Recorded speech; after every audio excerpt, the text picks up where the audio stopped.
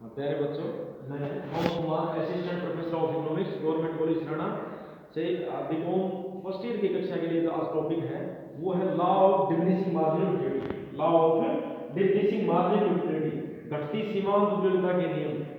तो ये जो एक टॉपिक होता है इस प्रकार से बन जाएगा, घटती सीमांत उपयोगिता के नियम की आलोचनात्मक व्याख्या किस प्रकार से की जाएगी। तो आज करेंगे हम इस टॉपिक को। आपको पेपर की दृष्टि से बड़ा इंपॉर्टेंट है। मैंने बताया ना, सीरियस नहीं होना, बिल्कुल सीरियस नहीं होना, कोई चक्कर नहीं होता। तो घटती सीमांत उपयोगिता के अंदर सबसे पहले इससे पहले हमें ये पता होना चाहिए उपयोगिता क्या होती है। अभी बताया मैंने, उपयोगिता क्या होती है? किसी वस्तु या सेवा का वह गुण जिसके उपयोग करने से उपभोक्ता को संतुष्टि मिलती है, यानी सीधे रूप से संतुष्टि मिलती है, उसको क्या कहेंगे हम? उपयोगिता कहेंगे। क्या कहेंगे? उपयोगिता कहेंगे। ठीक है। उपयोगिता दो तरीके से हो सकती है, टोटल उपयोगिता और मार्जिनल यूटिलिटी। टोटल यूटिलिटी और मार्जिनल यूटिलिटी, यानी टोटल यूटिलिटी और मार्जिनल यूटिलिटी दो प्रकार की अवधारणाएं हैं। इन अवधारणाओं की व्याख्या करने के अंदर ड्यूपिट, मेंजर, वालस और गोसन, इन अर्थशास्त्रियों का काफी योगदान रहा है।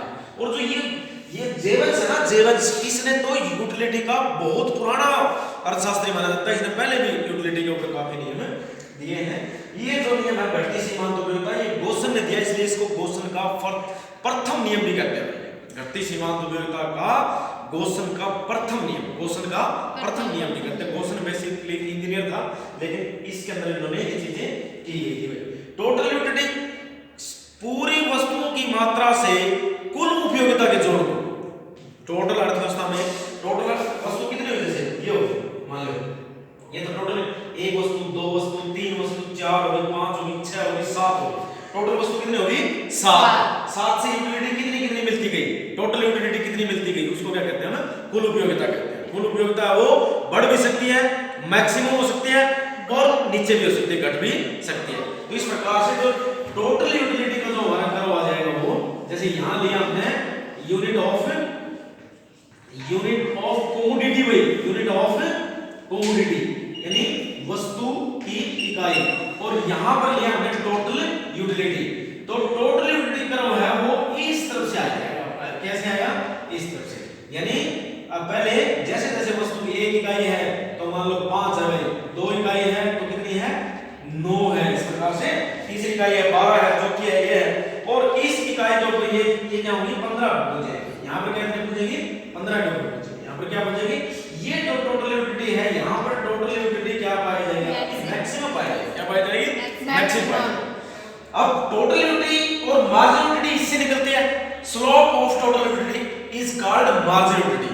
अगर डायग्राम से मार्जिनल यूटिलिटी निकालनी हो ना अपने, तो स्लोप होता है। स्लोप जैसे ये स्लोप हो गया, फिर ये हो गया, फिर ये हो गया, फिर ये हो गया। इस स्लोप को नीचे दूसरे पैनल के अंदर सेम यूनिट ऑफ कमोडिटी में यूनिट ऑफ कमोडिटी होगी, ठीक है। और यहां आ जाएगी आपकी मार्जिनल यूटिलिटी। तो जो स्लोप है ना, स्लोप का ये जैसे ये आ जाएगी। तो इस प्रकार से आपकी ये आ जाएगी मार्जिनल यूटिलिटी, और वो मार्जिनल यूटिलिटी इस प्रकार से शुरू होकर के और वो ऐसे आ जाएगा। ये आ जाएगी आपकी मार्जिनल यूटिलिटी। मार्जिनल यूटिलिटी क्या हो सकती है? जीरो हो सकती है, पॉजिटिव हो सकती है, और नेगेटिव भी हो सकती है। मार्जिनल यूटिलिटी क्या होती है? नेगेटिव। इनके अंदर अगर संबंध देखें हम, तो मार्जिनल यूटिलिटी टोटल यूटिलिटी से डिराइव होती है। किससे डिराइव होती है? टोटल यूटिलिटी से। यानी total utility n minus total utility n minus 1 by total utility minus total नई इकाई माइनस पुरानी इकाई, नई इकाई माइनस पुरानी इकाई, उन चीज से क्या निकल जाएगा? आपकी मार्जिनल यूटिलिटी निकल जाएगी। क्या निकल जाएगी?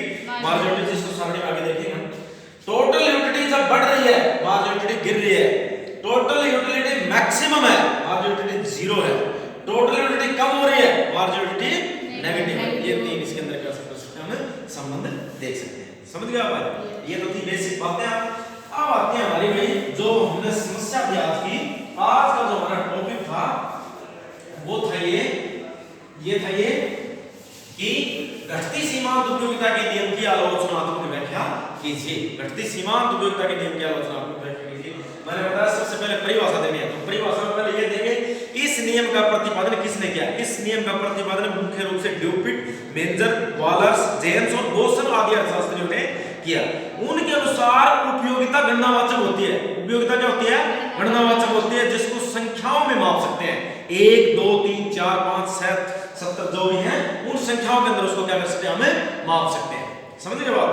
और इनके अनुसार इस बेसिकली इस नियम की व्याख्या ज्यादातर गोसन ने की, इसलिए इसका नाम है गोसन का प्रथम नियम। गोसन का प्रथम नियम भी इसको कहते हैं। तो इसकी जो परिभाषा हो जाएगी वो हो जाएगी वस्तु की अतिरिक्त इकाई का उपयोग करने के बाद, यानी जैसे जैसे एक उपभोक्ता वस्तु की अतिरिक्त इकाइयों का उपयोग करता जाएगा, टोटल यूटिलिटी में परिवर्तन आएगा, वो क्या होता जाएगा, कम होता जाएगा।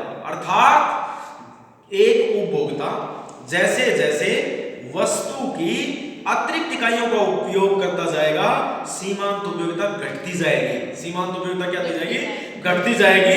इसे क्या कहते हैं, घटती सीमांत उपयोगिता का नियम कहते हैं। ठीक है, यानी एक उपभोक्ता, ये लिख भी सकते हो आप इसको, एक उपभोक्ता जैसे जैसे जैसे जैसे वस्तु की अतिरिक्त इकाइयों का उपयोग करता है। उपभोग भी लगा सकते हो आप या उपयोग भी लगा सकते हो। तो उपयोग है तो उपयोगिता है तो उपयोग लगा सकते हो। एक उपभोक्ता जैसे जैसे वस्तु की अतिरिक्त इकाइयों का उपयोग करता जाएगा तो सीमांत उपयोगिता, तो उससे, किससे, अतिरिक्त वस्तु से, उससे मिलने वाली सीमांत उपयोगिता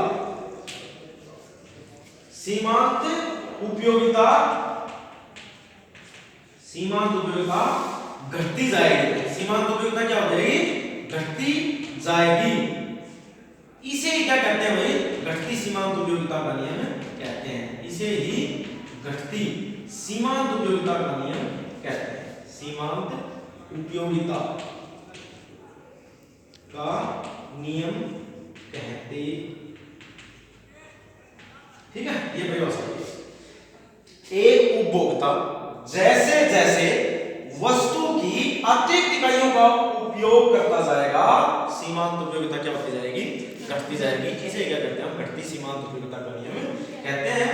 और फिर उसके बाद दूसरा जो इसका है, इसके लिए ना पहले मान्यताएं, इसकी क्या करनी है, मान्यताएं। सबसे पहले भाई उपभोक्ता विवेकशील है। भाई उपभोक्ता क्या है, विवेकशील है, हिसाबी किताबी है। भाई क्या है, विवेकशील है या हिसाबी किताबी है। यानी मार्केट के अंदर भाव ताव, नकली, ड्यूरेशन, टिकाऊ, गैर टिकाऊ, सब चीजों का उसको क्या है, नॉलेज है। समझ गए बात आप, रैशनल कंज्यूमर। एक मान्यता होगी। दूसरी मान्यता क्या हो जाएगी, पूर्ण प्रतियोगिता पाई जाती है बाजार में।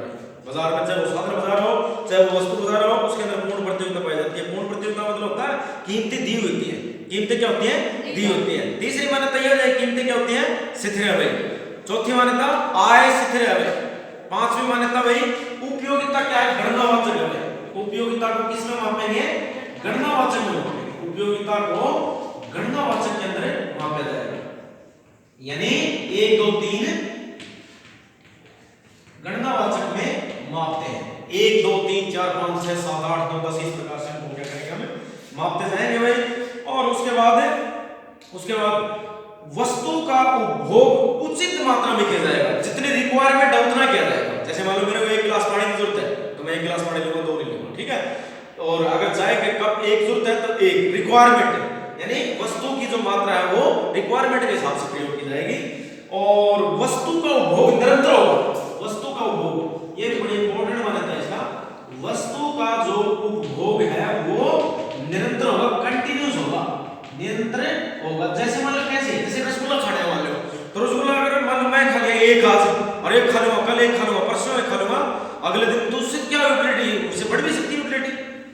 लेकिन अगर मेरे को एक खा लिया तो उसके बाद दूसरा मिल गया, उसके बाद तीसरा मिल गया, जस्ट चौथा मिल गया, पांचवा मिल गया, तो इसलिए मैं एक खाऊंगा, बड़ा बढ़िया लगेगा, अच्छा संतुष्टि का स्तर ज्यादा होगा। दूसरा खाऊंगा उससे कम होगा, तीसरा मैं भाग जाऊंगा वहां से, नहीं चौथा तो मिलूंगा ही नहीं। तो इसका मतलब वस्तु का उपयोग है वो क्या होना चाहिए, उपभोग निरंतर होना चाहिए। इसके अंदर ये कंडीशन है, MUM सिद्ध रहती है भाई। मनी यूटिलिटी या MUM marginal utility of money, marginal utility of money क्या होती है, स्थिर रहती है भाई। Marginal utility of marginal utility of money MUM क्या रहती है, स्थिर रहती है। उसके बाद रुचि फैशन आदतें, भाई रुचि फैशन आदतें क्या रहती हैं, स्थिर रहती हैं। उपभोक्ता के टेस्ट एंड प्रेफरेंस में कोई परिवर्तन नहीं है, आदतों में कोई परिवर्तन नहीं, क्योंकि मान्यता इसलिए ली जाती है ताकि वो मॉडल लागू हो, वो नियम लागू हो। अगर मान लो किसी वस्तु, किसी आदमी की रुचि आदतें और टेस्ट एंड प्रेफरेंस बदलते जाएंगे तो फिर वो सीमांत उपयोगिता घटे थोड़ी की, क्या हो जाएगी, वो बढ़ती जाएगी। इस प्रकार से रुचि फैशन आदतें ये क्या रहती है, इस तरह चाहिए। उपभोग की जाने वाली वस्तु की यानी समरूप वस्तु होगी भाई, उपभोग की जाने वाली वस्तु गुण दशा रंग रूप सब के हिसाब से क्या होगी, बराबर होगी, अलग अलग नहीं होगी, ठीक है। तो ये आपकी मान्यताएं दी हुई थी कुछ। उसके बाद इन मान्यताओं का और एक और है, प्रत्येक वस्तु की सीमांत उपयोगिता दूसरी वस्तु की सीमांत उपयोगिता से स्वतंत्र है। जैसे MUX है वो अलग है और MUY अलग मिलेगी, Y वस्तु की मार्जिनल यूटिलिटी अलग मिलेगी और X वस्तु की मार्जिनल यूटिलिटी अलग मिलेगी, समझ रहे हो आप। तो दोनों वस्तुओं की क्या होगी, ये यूटिलिटी अलग अलग, ये मान्यता होगी।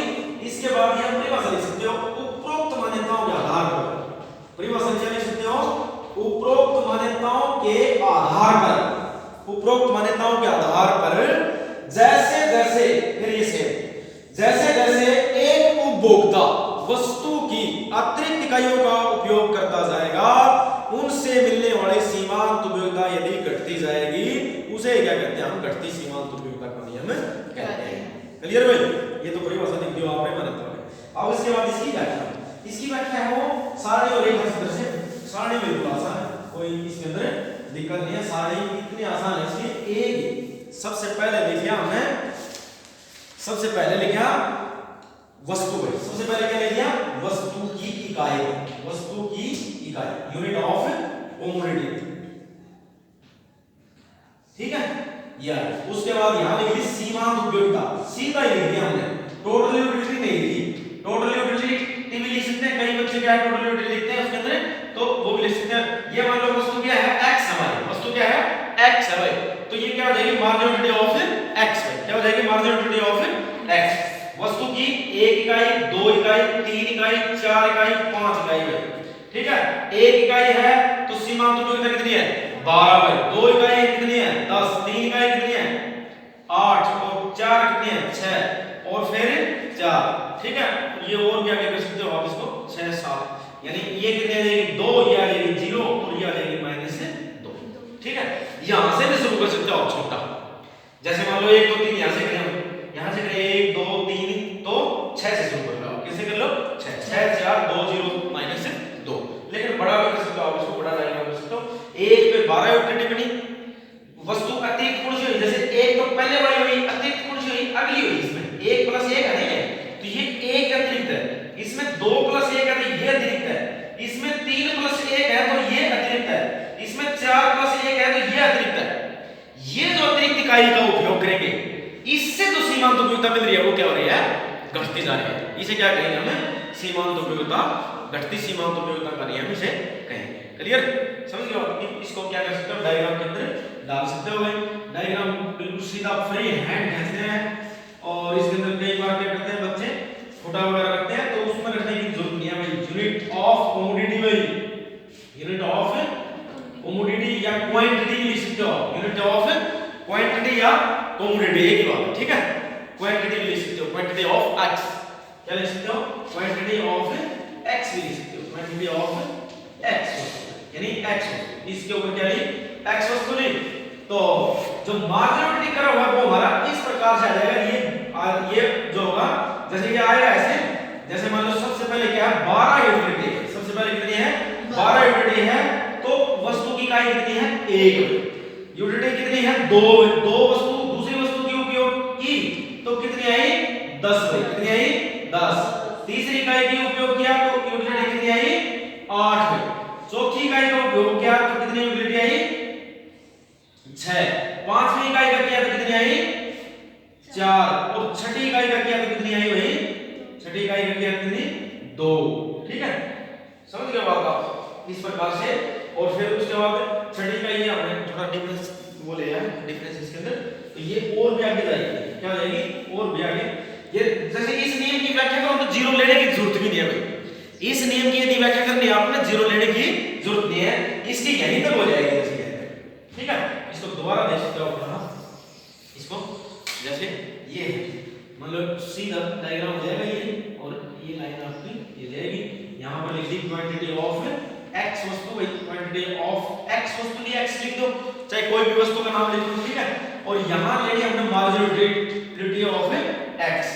ठीक है, अगर आप इसको जीरो दिखाओगे जो इस नियम में, तो आपको क्रॉस करनी पड़ेगी, क्या करनी पड़ेगी हमें, क्रॉस करनी पड़ेगी। ठीक है, जीरो नहीं दिखाएंगे तो फिर कोई दिक्कत नहीं है, इस नियम की व्याख्या यहां तक भी हो जाती है, जीरो भी दिखा सकते हो कोई दिक्कत नहीं। ये हो जाएगा आपकी मार्जिन। इस बिंदु के ऊपर क्या है, जीरो है, तो इसके ऊपर 7 इकाई है, कितनी इकाई है, 7 इकाई है। ठीक है, इससे जो नीचे है, जो इससे नीचे इकाई है वो क्या है, 8वीं इकाई है, यानी ये क्या है 8, ये वाला। ठीक है, इससे ऊपर यहां पर 1 इकाई लिखेंगे हम, तो ये हो जाएगी आपकी 12 यूनिट, और 2 इकाई लिखेंगे तो कितनी यूनिट हो जाएगी आपकी 10। इसी प्रकार से ये इकाइयां चलती रहेंगी, ये 2 हो जाएगी, ये 3 हो जाएगी, ये 4 हो जाएगी, और ये 5 हो जाएगी, और ये 6। थोड़ा डिफरेंस फिर आ जाएगा नहीं, तो इस प्रकार से आप ये 6 हो जाएंगे, 7 हो जाएगा। ठीक है, तो इस प्रकार से हम इसको करेंगे, ये इसमें आ जाएगी, इसको करेंगे, ये इसमें आ जाएगी, इसको करेंगे, ये इसमें आ जाएगी, और इसको करेंगे, ये इसमें आ जाएगी, इसके ऊपर है। ठीक है, 10 हो जाएंगे, 8 हो जाएंगे, 6 हो जाएंगे, 4 हो जाएंगे, 2 हो जाएंगे, और उसके बाद ये 0 हो जाएगा। समझ गए आप? तो जैसे जैसे वस्तु की अतिरिक्त इकाई का उपभोग करते जा रहे हैं, जैसे जैसे वस्तु की अतिरिक्त इकाई का उपभोग करते जा रहे हैं, सीमांत उपयोगिता लगातार क्या होती जा रही है, घटती जा रही है। इसे क्या कहते हैं, घटती सीमांत उपयोगिता का नियम कहते हैं। क्लियर भाई?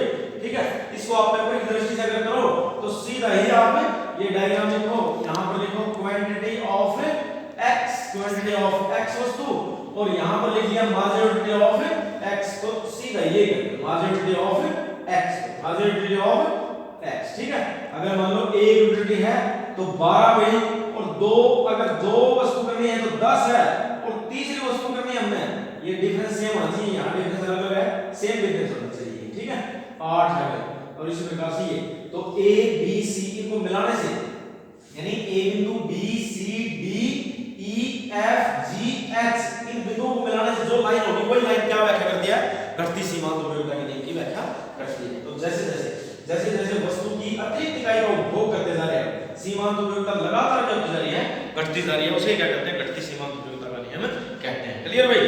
तो इसको व्याख्या कैसे करोगे आप, OX पर क्वांटिटी ऑफ x को लिया है, OY के ऊपर मार्जिनल यूटिलिटी या टोटल यूटिलिटी दोनों ही लिए।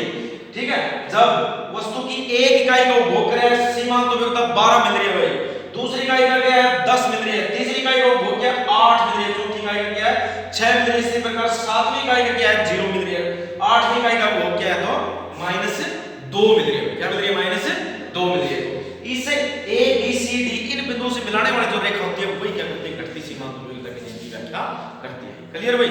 उसके बाद इसके महत्व, उसके बाद इसके महत्व आ जाएंगे इसके। तो सबसे पहला जो महत्व है वो क्या आ जाएगा आपका, इस नियम का उपभोग के क्षेत्र में महत्वपूर्ण है। एक उपभोक्ता अपनी वस्तुओं को अच्छी तरीके से क्या कर सकता है, इसके अंदर यूज कर सकता है और अधिकतम संतुष्टि भी प्राप्त कर सकता है। समझ गए बात आप? उसके बाद उत्पादन में, अगर किसी भी क्षेत्र में वस्तुओं की बिक्री हो रही है तो फर्म भी मोटिवेट होकर के उन वस्तुओं का निर्माण करती जाएगी। अगर उनकी सीमांत उपयोगिता नेगेटिव है तो उन वस्तुओं का निर्माण वो नहीं करेगी, क्योंकि मार्केट में बिकी नहीं रही है, उनकी कोई डिमांड ही नहीं है उनकी। वो वस्तु कब बिकेंगे, जब सस्ती कीमत, तब जब कीमतें क्या हो सस्ती हो तब बिकेंगे, इतने वो नहीं बिकेंगे। तो उत्पादन के क्षेत्र में भी महत्वपूर्ण है ये भाई। और उसके बाद फिर विनिमय के क्षेत्र में भी महत्वपूर्ण, उपभोक्ता बचत की व्याख्या की जा सकती है इससे भाई। और ये जो नियम है वो संतुष्टि बिंदु है वो भी इसके अंदर दिखाया जा सकता है। पानी का मूल्य और हीरे का मूल्य भी सीमांत उपयोगिता और कुल उपयोगिता के द्वारा हम डिफाइन कर सकते हैं। पानी का मूल्य सस्ता क्यों है, हीरे का मूल्य ज्यादा क्यों है, जबकि पानी बहुत जरूरी है। पानी बिना आदमी मर सकता है, हीरे बिना आदमी मर नहीं सकता, लेकिन हीरे का मूल्य ऊंचा है जबकि पानी का ये प्रयोग मूल्य और विनिमय मूल्य। ठीक है, तो इनमें भी फर्क होता है। जैसे किसी भी वस्तु का प्रयोग करके तुरंत ही संतुष्टि मिल जाए, उस वस्तु की वैल्यू हमेशा कम मिलेगी। जैसे पानी का प्रयोग किया हमने और उसी समय हमें संतुष्टि मिल जाती है। लेकिन आभूषणों को पहन लिया, 2 दिन के बाद ना भी मिले संतुष्टि नहीं।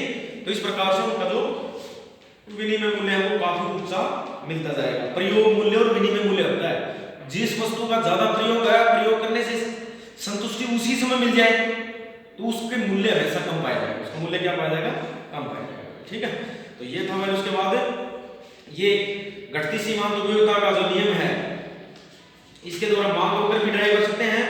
और घटती सीमांत उपयोगिता का नियम कई चीजों के अंदर नहीं लगता है, कई स्थितियों में नहीं लगता है। कौन सी, जैसे दुर्लभ वस्तु और विचित्र वस्तुएं हो उनके अंदर घटती सीमांत उपयोगिता का नियम लागू नहीं होता है। दुर्लभ विचित्र जैसे टिकटें हैं, पुरानी फोटो है, पेंटिंग है। अब किसी को पेंटिंग की पुरानी चीजों को शौक पड़ गया तो वो क्या करेगा, वो ज्यादा करेगा तो वो एक वस्तु आएगी सीमांत उपयोगिता बढ़ेगी, दूसरी आएगी उससे बढ़ेगी, तीसरी आएगी उससे बढ़ेगी, चौथी बढ़ेगी, तो वहां पर घटती सीमांत उपयोगिता का नियम लागू नहीं होता है। ठीक है, फिर कंजूस व्यक्ति, भाई कंजूस व्यक्ति भी अपनी आय को बिल्कुल भी खर्च नहीं करता है। अब वहां पर उसको चाहे वो अतिरिक्त इकाई का प्रयोग करे, सीमांत उपयोगिता उसकी जो की रहेगी, ना कम रहेगी। अच्छी पुस्तक और कविता, भाई अच्छी पुस्तक और कविता में घटती सीमांत उपयोगिता का नियम लागू नहीं होता है। क्यों नहीं होता है? क्योंकि जैसे जैसे एक कविता पढ़ेगा, दूसरी पढ़ेगा, तीसरी पढ़ेगा, चौथी पढ़ेगा, पांचवी पढ़ेगा, छठी पढ़ेगा, इस प्रकार से ये चीजें होती जाएंगी। ठीक है, शराबी व्यक्ति भी घटती सीमांत उपयोगिता का उसके ऊपर नियम लागू नहीं होता, वो अपनी क्वांटिटी बढ़ाता ही जाता है। ठीक है, तो इस प्रकार से ये चीजें हैं। इसके बाद आलोचनाएं, भाई आलोचनाएं मान्यताओं की लगभग उल्टी होती है। सबसे पहले है इसकी मान्यता थी उपभोक्ता विवेकशील। उपभोक्ता इतना ज्यादा विवेकशील नहीं होता कि मार्केट की पूरी कंडीशन की जानकारी उसे पाई जाती है, इसलिए ये नियम कम लागू होएगा। दूसरा एमयूएम शिथिल मान्य है, जबकि मार्जिनलिटी ऑफ मनी लगातार बदलता रहता है। कीमतें शिथिल मान्य, कीमतें भी क्या होती है, बदलती रहती है परिस्थितियों और जलवायु और स्थान के अनुसार। रुचि, फैशन, आदतें ये भी क्या होती है भाई, बदलती जाती हैं, तो ये बदलती जाएंगी, परिणाम उल्टे निकलते जाएंगे। फिर उपयोगिता को गणनावाचक में मापना काफी मुश्किल है भाई। किसी व्यक्ति ने पानी गिलास पिया तो कैसे बताएंगे हम कितनी यूटिलिटी उसने प्राप्त की है? तो ऐसे भी ये चीजें लागू नहीं होती हैं। और फिर ये नियम एक ही वस्तु के ऊपर लागू है। मार्जिनलिटी ऑफ एक्स वस्तु की व्याख्या की है, जबकि अर्थव्यवस्था में बहुत सारी वस्तुएं होती हैं। फिर पूर्ण प्रतियोगिता की मान्यता लेकर चलता है, जबकि रियल टर्म में अपूर्ण प्रतियोगिता मार्केट के अंदर पाई जाती है। ठीक है, तो ये सिद्धांतिक है, किताबों में पढ़ते हैं, बोर्ड पे देखते हैं, तब हमें लगता है ये नियम है और ये इसमें ये चीजें हैं। लेकिन अगर सोसाइटी के अंदर इसको व्यवहार के रूप में डालेंगे तो इसके रिजल्ट इतने ज्यादा अच्छे नहीं मिलते हैं। ठीक है, तो इस प्रकार से ये उपरोक्त कमियां होने के बावजूद भी घटती सीमांत उपयोगिता का नियम उपयोगिता के क्षेत्र में आधारभूत नियम माना जाता है। यही पहला नियम है जो एक व्यवस्थित और वैज्ञानिक ढंग से इसका प्रस्तुत किया गया था। ठीक है भाई, तो ये था अपना टॉपिक भाई। Thank you very much. इस टॉपिक को आप कर लें। ठीक है भाई।